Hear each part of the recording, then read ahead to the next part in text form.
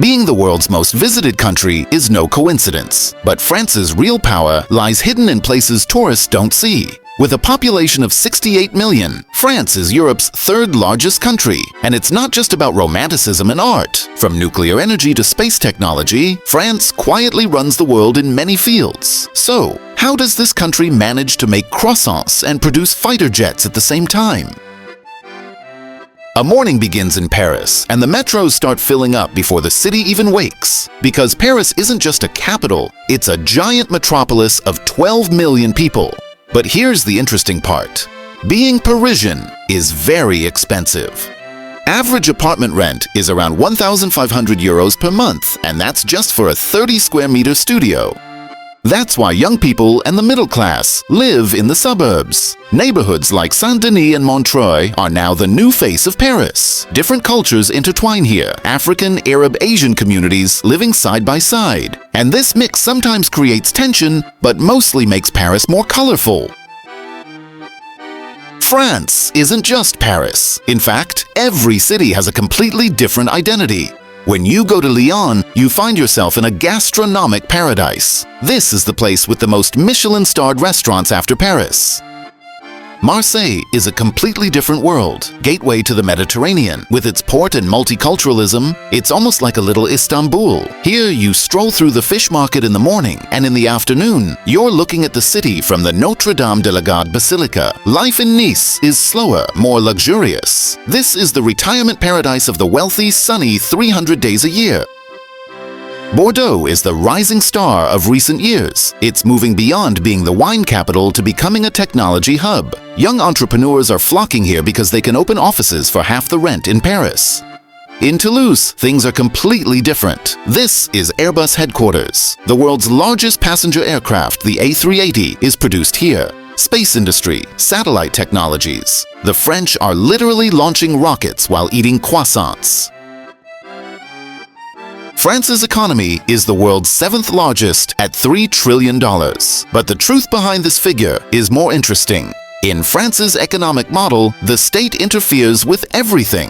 70% of electricity comes from nuclear energy, and all power plants are state-owned. Railways, airlines, energy companies, all are under state control or majority state-owned. This system is known as Dirigisme, or directed economy. Even though American liberal economists criticize it, the system works. France has no rival in the luxury industry. LVMH, Kering, L'Oréal, Hermès. The world's most valuable luxury companies are French. Louis Vuitton bags aren't produced in China. They're handcrafted in France, and that's why they cost thousands of euros. Chanel perfume is still produced in the city of Grasse. Lavender still grows in Provence. The French managed to industrialize luxury, but didn't lose craftsmanship.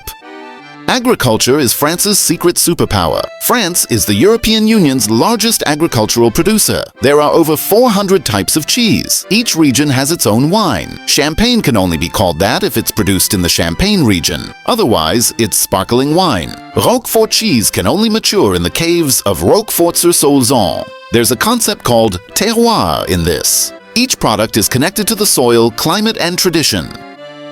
The French oppose McDonald's because they can't accept bad food. But at the same time, France is one of McDonald's most profitable markets outside the US. This contradiction is exactly France. When it comes to work life, the French lifestyle is completely different. 35 hours per week is the legal work limit. There's a minimum of 5 weeks paid vacation per year. Taking a 2-hour lunch break is considered normal. They resist the metro boulot dodo lifestyle. Metro, work, sleep. Sending work emails after 6 p.m. is frowned upon. Working on weekends is almost shameful. But is productivity low? No. Productivity per hour worked is above the OECD average. So working long hours doesn't always mean producing more. French youth lives in a paradox. The education system is extremely elitist. There are prestigious schools called Grande École, and getting in is very difficult. ENA graduates run the government. Polytechnique graduates run companies.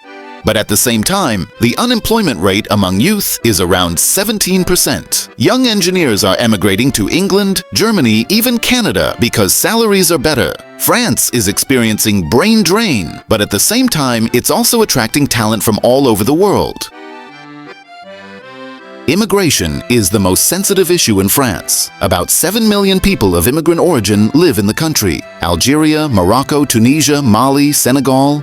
There are communities from former colonies. France is strictly attached to the principle of laïcité, or secularism. Headscarves are banned in schools. Religious symbols are banned in government buildings. This policy is very controversial because some see it as freedom, while others see it as discrimination. Second and third generation immigrant youth living in the suburbs were born French but don't fully feel French. This integration problem sometimes leads to street protests, sometimes to cultural conflicts. France's health system is shown as one of the world's best. Everyone has state health insurance. Doctor visits and medicines are largely covered. Life expectancy is 82.5 years, well above the world average. But the system is expensive. Health expenditures are 12% of GDP. Doctors are striking, hospitals are suffering from resource shortages. It's a perfect system, but its sustainability is debatable.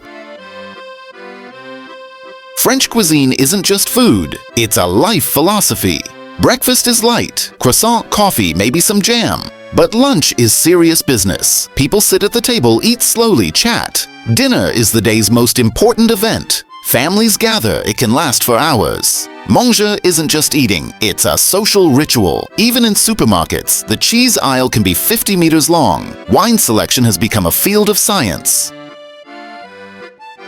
When it comes to entertainment, the French live differently.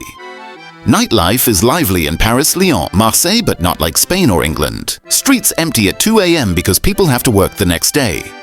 But weekends are sacred. Time is spent with families, going to museums, having picnics in parks. The French take vacations very seriously. Paris almost empties in August because everyone's on vacation. Some workplaces close completely. And now the real question: how does France look to the future? There are economic challenges, social tensions, identity debates. But at the same time, there's incredible cultural richness, world-class brands, a strong democracy, and a tradition of freedom. France is changing, but it's not losing itself while changing. Perhaps this is the greatest achievement of a country that goes to the bakery for fresh bread every morning, drinks wine at lunch, but also launches satellites into space. France, the perfect balance of contrasts. Goodbye.